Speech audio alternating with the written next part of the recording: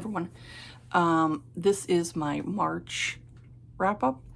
Now, I realized that I got a new influx of subscribers, and it's a little, I'll just say it's a little overwhelming for me because I'm not used to gaining a ton of subscribers through like one video and stuff like that. So anybody who doesn't know, my name is Brandy. I have 2 children under the age of 12, and I'm a stay-at-home mom, so I like to read a lot. And I have a Patreon. Now, it's a free Patreon. You don't have to pay to watch my videos, but I'm transferring a lot of my videos that I would normally film here. I'm putting them over there. It's a little bit more private and a little bit more, you know, like intimate and everything like that. Like, I know sometimes some people are afraid to maybe comment about something like on YouTube because they're afraid like other people are going to see their comments and like respond to it. This here, it's like, because you're on Patreon, it's a little bit more private and, you know, a little bit more different than how it is maybe like with YouTube.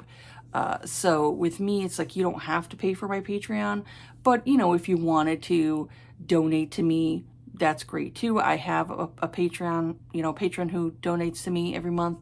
So it is nice to see that. But like I said, it's not, you know, necessary like to watch my videos. You can still sign up to my Patreon and watch extra videos over there. So there are, every month I talk about my DNFs and my lower rated books. I figured every month it's better to talk about the ones I give a higher rating to on YouTube, you know, and that's less likely of people like commenting to you, how dare you not like that book, you know, because I've gotten that before, and it just gets frustrating when you keep seeing it over and over.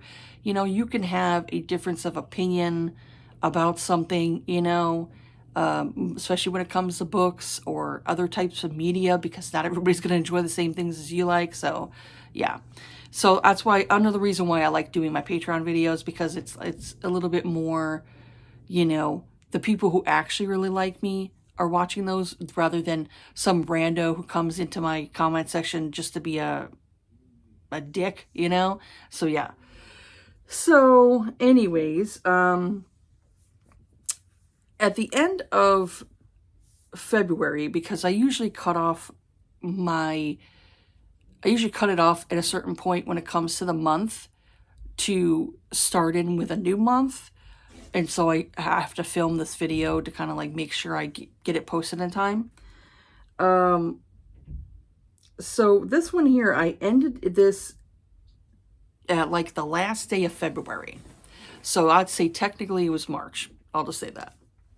You know, so I ended up reading, this is A Rebel Without Claws, Southern Charm, book number 1.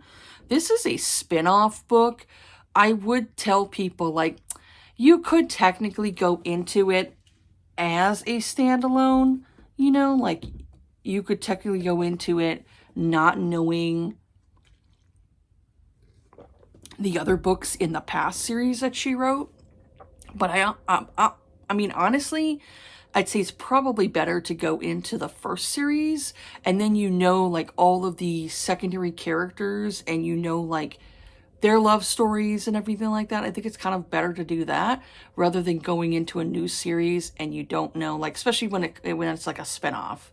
I always try to like go to the backlist stuff and read that first, you know, and then kind of go from there. But I could understand, like, say if you really want to read this book and you haven't read the author before, I could see maybe you just want to read the first book, just to see if it's an author's, if it's an author you like, or if you like their writing, that type of thing. So this one here is a spinoff. So I gave it a 4. I'd say, honestly, I might say it's probably like a 3.5. Probably like a 3.5, but I gave it a 4. So we have the characters of Celine Cruz and Ronan Reed. Celine Cruz is the daughter of, in the previous book, there was a character of, I think her name was Evie. I think it's Evie. Evie and Mateo.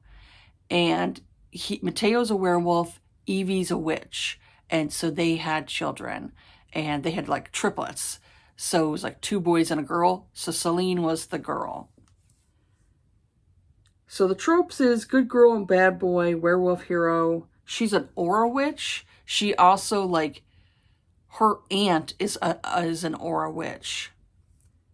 Though I didn't really pick up a lot of witch powers with her in this book, in all honesty. There wasn't a lot in here for it to like, oh, well, she's a witch. I just didn't see it a lot, you know? So I'd say the content warning is, there's a woman that's roofied in here.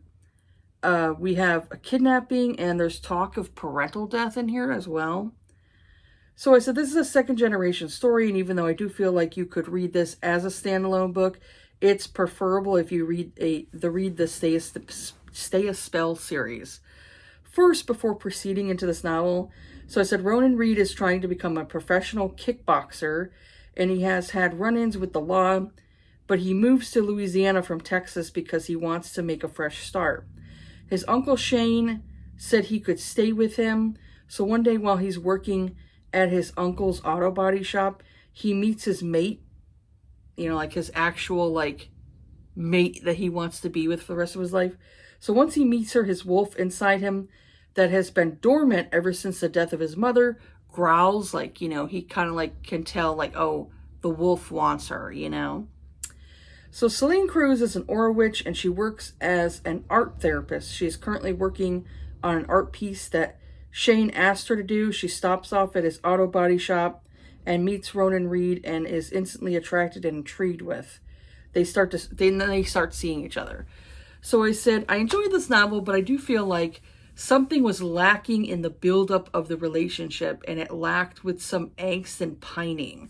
I feel like there are far too many authors out there who are desperate to appeal to the TikTok crowd whose audience can't read slow burn books. I mean, I've heard how many, not to be mean, but I've heard how many people say on TikTok that they don't like slow burn books. And to me, I'm like, you're missing out, because it's, there's so many authors who are so quick to like have the couples like make out or have sex with each other and then do build up. And I'm like, that's kind of like, I don't like that. I prefer, like, it's like, yeah, we touched each other's naughty bits, now let's get to know each other. I don't like that. I prefer, like, you get to know somebody, you warm up to them, and different things like that, you know? So I said the characters got too hot and heavy too quickly, and I would have preferred if they started out as friends first, much like Evie and Mateo did, you know, Selene's parents in the original series.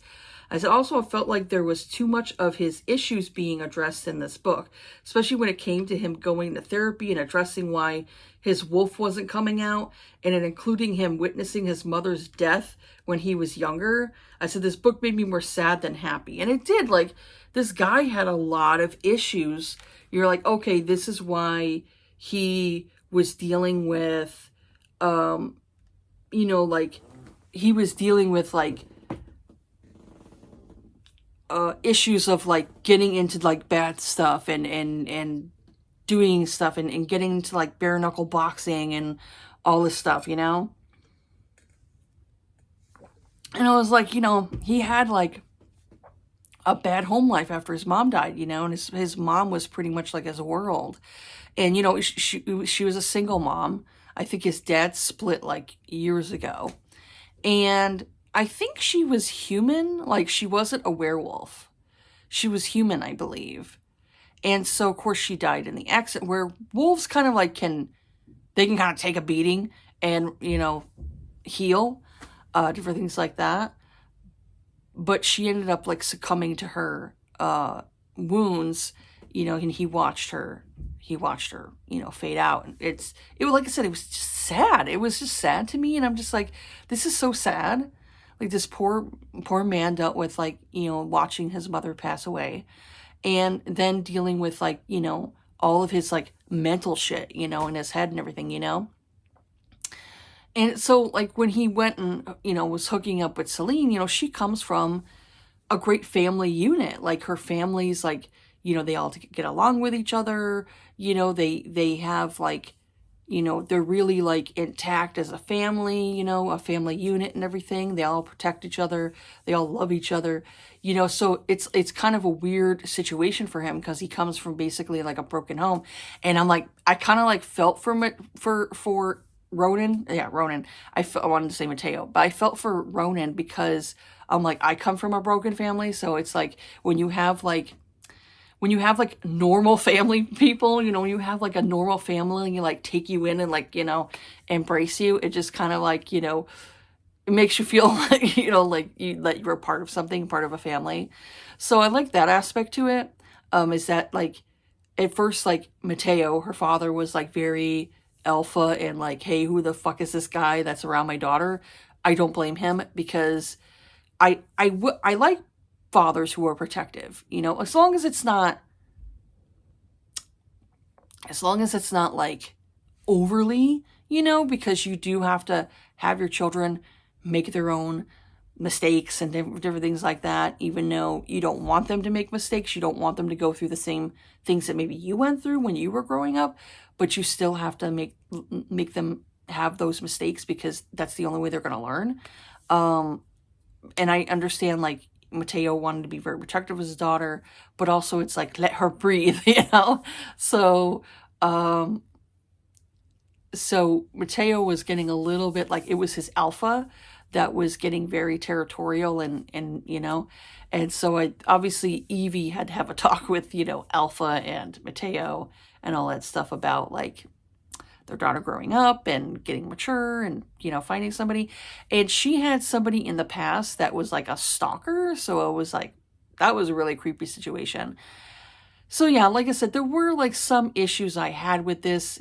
And when it came to, like I said, I felt like they got together like too hot and heavy, like too quickly.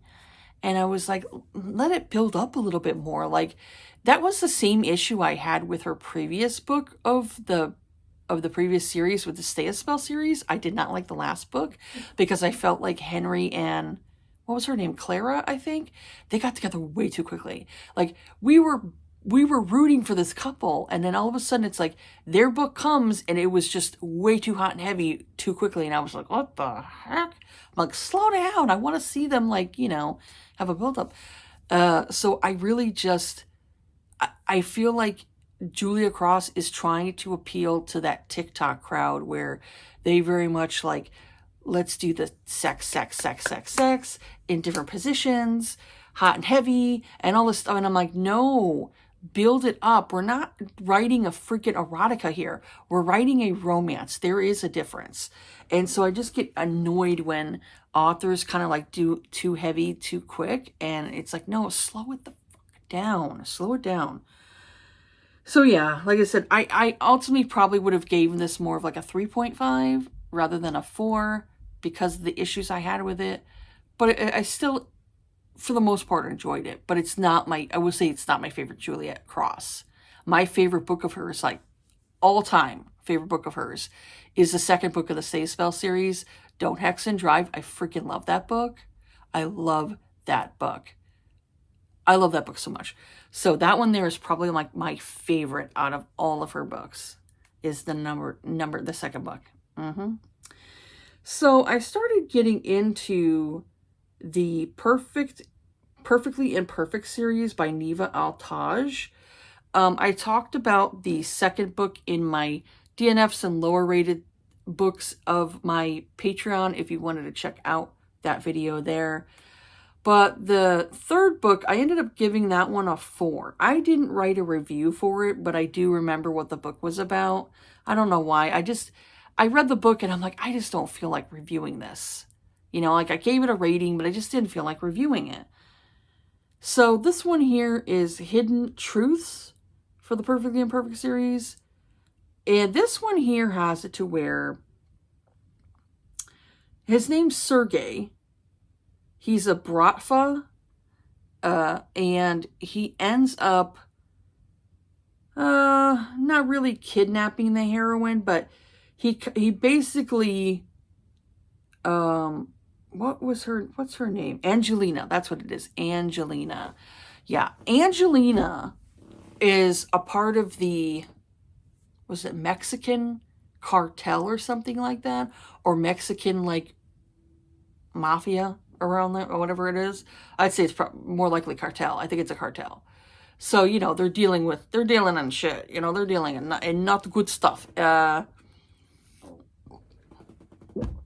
that's a reason why I'm not a huge fan of, like, mafia books, is because they're usually dealing with, like, illegal stuff. And I'm like, I just don't really want to root for criminals, you know? I'm just not a huge fan of, you know, mafia because of that. Because most times they're criminals. They're doing bad stuff. And I'm like, I'm supposed to root for these people? Yeah, that's me. I'm not a huge fan of mafia.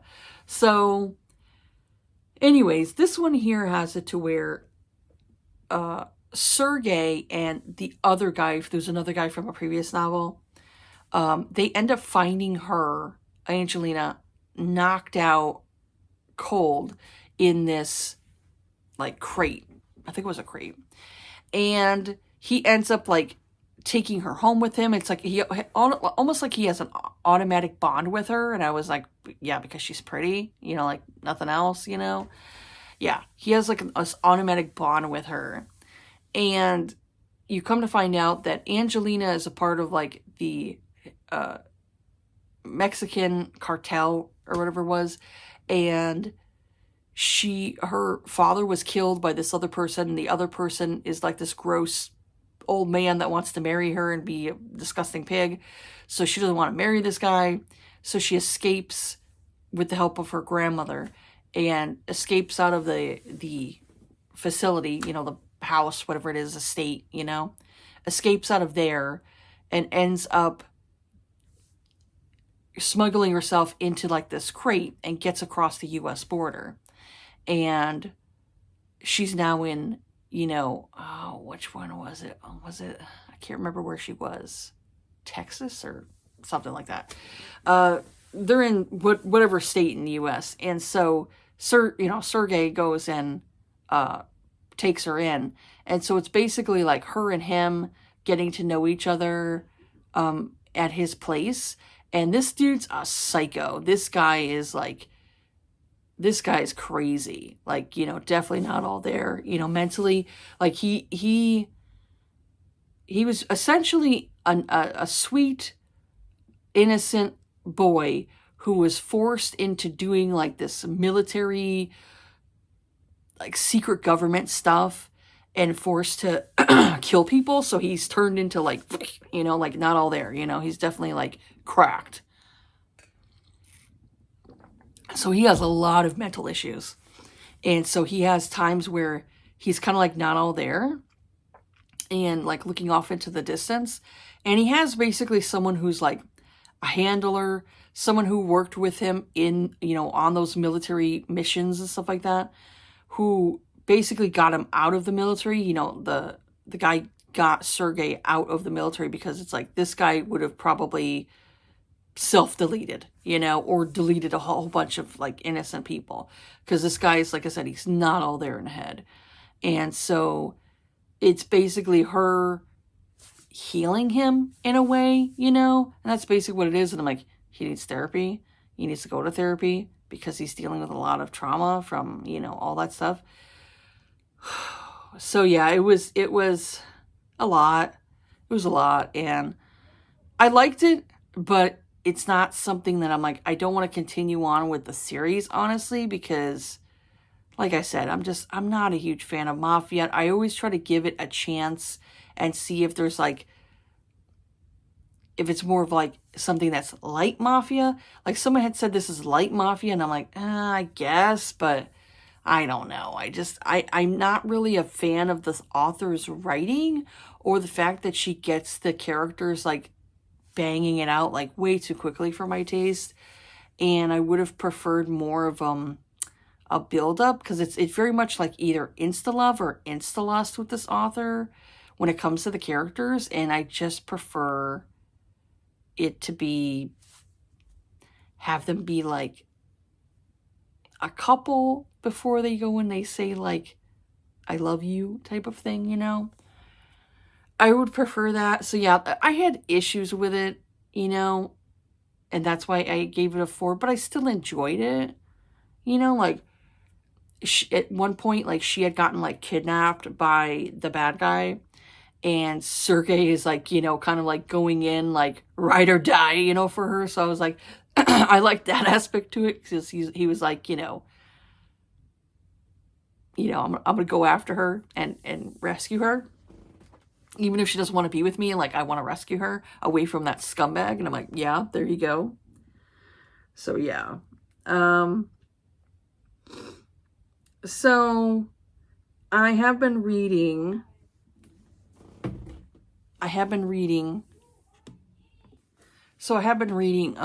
some books for, or listening to some books for my my vlog that I'm going to post in April. So I won't talk about those, but I ended up getting into the Stacy Reid series called Sins and Sensibilities. This one here, I'd say this series here is like, if you're looking for, like, if you're reading a historical romance and you want more BDSM, kind of more erotic type scenes, then I would say, like, you can get into this series, because this series is definitely more, I'd say, on the erotic side, and it has, like, BDSM or exhibitionism, like, voyeurism, things like that, watching other people have, like, sex and things like that. So if you're into that type of stuff, I'd say this would be this series here. And it's short, it's not very long. It's maybe like only like 200 pages or so. So they're not very long to get into. So this one here I read was In Scandal with the Duke. I ended up giving this one 5 stars. I really enjoyed this one. So we got Elizabeth Armstrong and James. He's the Duke of Basel. So it's a slight enemies to lovers. Like, it said enemies to lovers, but I'm like, it was kind of slight. They really weren't enemies, in here. Brother's best friend, and it was spicy. It was very spicy. So Elizabeth is an American heiress who has been dragged to England by her mother because her mother wants to finally find her daughter a husband. So Elizabeth's 23. So there at one of the balls, she runs into the Duke of Basel, and they first hit it off like they're outside of the, they're outside the ball, like they're more talking like on the, like the ledge area, the outside area, porch area. And they were getting along really well, but then she went and she decided to hide back into the shadows because she heard somebody coming out. So it was his mother, and his mother basically was barraging like her mom, because she's like, oh, well, she's an American, and like basically just making fun of the mother because she was, I guess, maybe didn't have all the social graces that English people have, and so Elizabeth got mad because she's like, how dare she like make fun of my mom? And I'm like, I don't blame her. I'm like, stick up for your mom, girl, I don't blame her either. So that's what basically caused the rift between, her and the Duke. So Elizabeth overhears the Duke's mother say something nasty about her mother. So she acts rudely to the Duke in front of the ton, like in public. So it ends up like everybody's looking at her like, why are you here, kind of thing. And she went and like, basically like, what was the term for it? Like she kind of like almost did like the cut direct to the Duke. And so that is like a big no-no in the ton, where it's like you have to like be the proper person, because if you aren't, like, everybody's going to be like, psst, talking about you, very much like gossip and everything like that. Just ridiculous. So she acts rudely to the Duke in front of the ton, so it turns Elizabeth into a social pariah. Brandon, Elizabeth's brother, is best friends with the Duke, so the Duke reluctantly agrees to ask Elizabeth for a dance. When he met Elizabeth, he was instantly impressed and intrigued with her, so when he dances with her, his interest in her doesn't wane, like he's even more attracted to her than he was like before, like outside on the balcony. That's what it is, the balcony.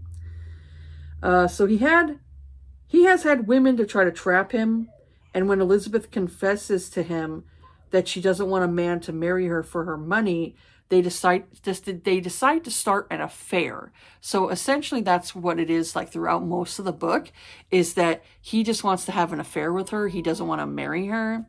And so it ends up turning into like they start to fall for each other, and then he wants to like, you know, have her more than that. And also like he has certain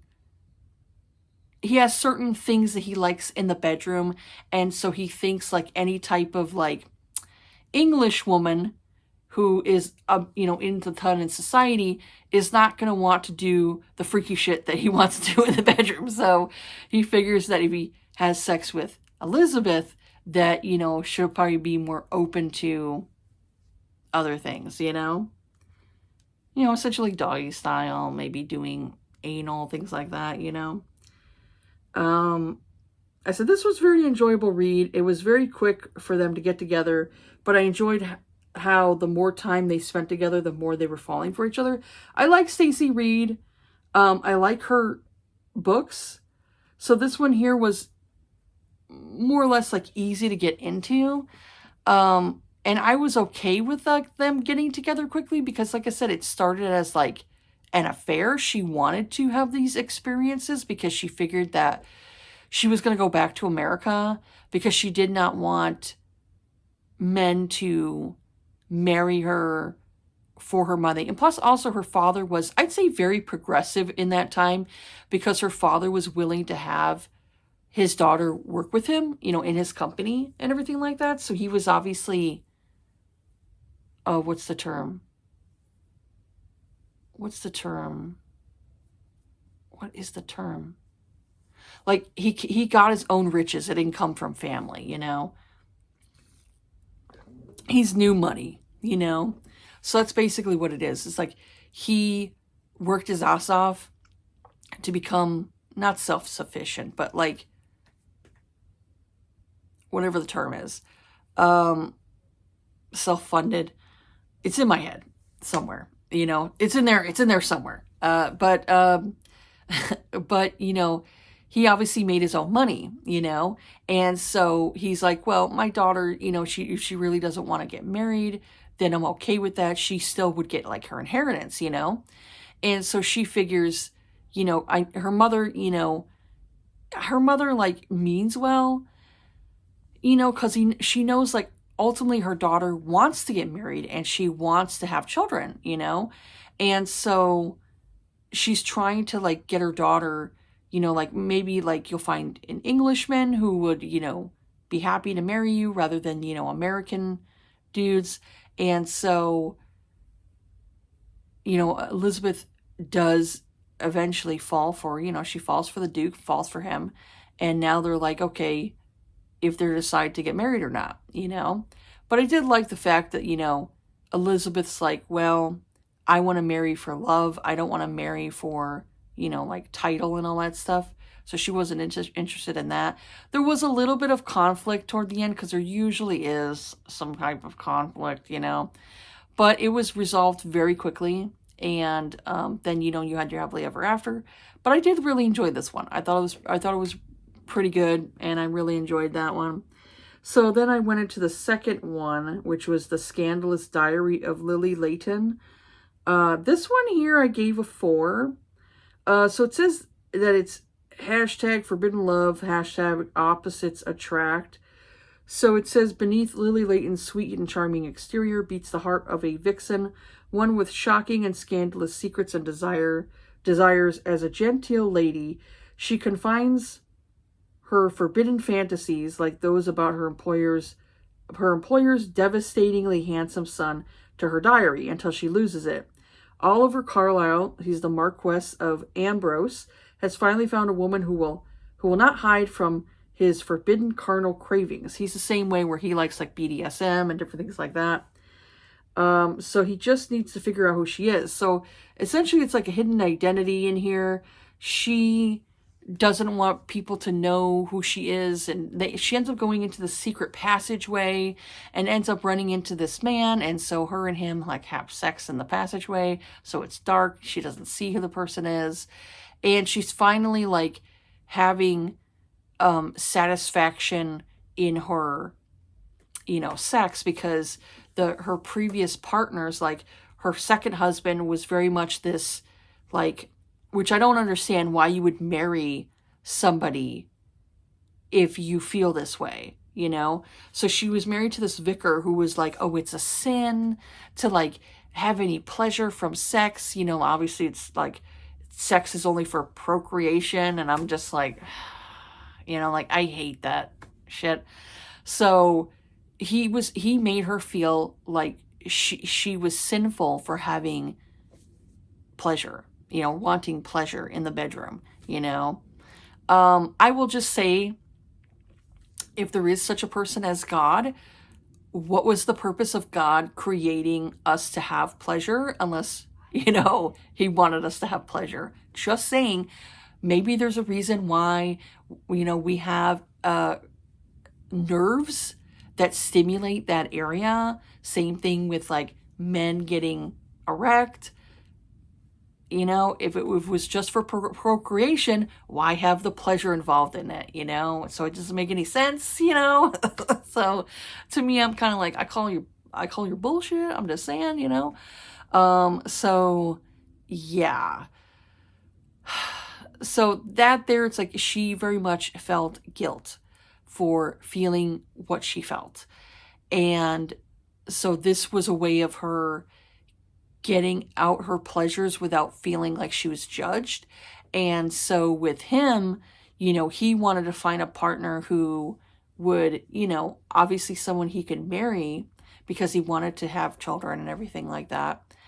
And then there was a part in here where this is like basically a content warning. Like there is talk in this book of like her possibly being barren, and she deals with that even like in the marriage. Like obviously her and Ambrose get married and everything like that, but it's also what she deals with in the marriage as well. Like she marries him knowing that there's a possibility that she could be barren. And there are things that I don't like when it comes to that type of trope, where they have it to where it's like, oh, well, she possibly could be barren, but you know, oh, well, miracles of miracles, she ends up getting pregnant and everything like that. Stacey Reid had it to where she didn't get pregnant like right off the bat, you know, but still it was there as like a possibility that she could be barren. Even though the doctor she knew was telling her like, hey, it could be fine, you know? So she was kind of like putting this in her head, like, I can't have kids, even though obviously she didn't really have much sex with her like previous partners. Like her first husband, she barely was married to him, and they barely had sex when he went off to war and got killed. And then her second husband, the vicar, like I said, he very much was like, only had sex with her maybe like a handful of times of being married to her. So it's like, you don't always get pregnant, you know, that way. And he could have been pulling out for all you know and spooging somewhere else. Maybe he didn't want her to have children. I don't know. But, you know, or like he was older too. Sometimes older men have trouble procreating. You know, they can have trouble too, even though, you know, an 80-year-old man could still get a woman pregnant. Men can still be virile at that age. But, you know, sometimes men do have production issues, you know, as they get older. Their swimmers are not as productive. I'll just say that, you know, they're dumber. You know, I'll just say that they're dumber because sperm are not smart. They just find whatever round thing and try to procreate with it. And that's basically what it is. They're very dumb. So when it comes to that, as men age, their swimmers become more deteriorated, you know, so less likely of them finding the egg, but still like they could still get, you know, women pregnant. So it could have been that with that case, like the man could have been, you know, he could have been shooting blanks for all you know, he could have been sterile himself. So she didn't know, you know? So it's like, I just don't like, sometimes I don't like that aspect being put in a book of like her possibly being bearing and being her fault, you know? So that one I liked a little bit less than the other one, but I still enjoyed it. Like, you know, he obviously discovers who she is, and, you know, they kind of go from there. And like I said, it's a very sexual book. There's a lot of different things going on in here. You got like a little bit of BDSM, like maybe like him tying her up. You've got like exhibitionism where, you know, he's, you know, they're witnessing other people like having sex, and they're also like being watched as well. You know, there was that going on in this too. So it's very, like I said, it's more, it definitely had more erotic to it than regular historicals, you know? So there was that one. So that's all the books that I've read. I'm currently reading In a Rake's Embrace. This is the third book of that series there. This one here has it to where she's a virgin and he's teaching her lessons in like seduction and all that stuff, because she's in desperate she's in desperate times, so she's basically selling her virginity so she could help out her family, and so he's helping her. So right now it's okay. But I don't know if I'm going to go through the whole series, but I might go through the whole series. It all depends. Sometimes I don't continue on with series, you know, especially if I'm maybe getting to the point where I'm like kind of burning out. I'll maybe like go back to it another time. But yeah, that's all I read for March. I'll see, like, I'm trying to like make sure that I keep reading like historicals, because historicals really are not getting like talked about a lot nowadays. A lot of people just like to talk about like fantasy or paranormal or contemporary. They don't talk a lot. There's not a lot of people, a lot of creators out there that talk about historicals. So I still enjoy my historical romances, but they have to be a certain way for me to enjoy them, because some like newer authors, I don't like the new direction they went with historicals and make them like too modern, and I don't always like that. So so yeah, that's pretty much it for this video here. I'll continue on with, I have a series that I'm doing right now. It's Patricia Briggs series, the Mercy Thompson series. I'll be posting that vlog at the beginning of April, because I wasn't able to finish it in March because I got busy with other stuff and I really wasn't feeling it. I really wasn't feeling like reading it. So yeah, I'll have that posted at the beginning of April so people can watch that one. But yeah, that's pretty much it for this video here. Have yourselves a good day. Take care of yourselves. Be kind to each other. And I'll see you all on the next video. All right. Bye.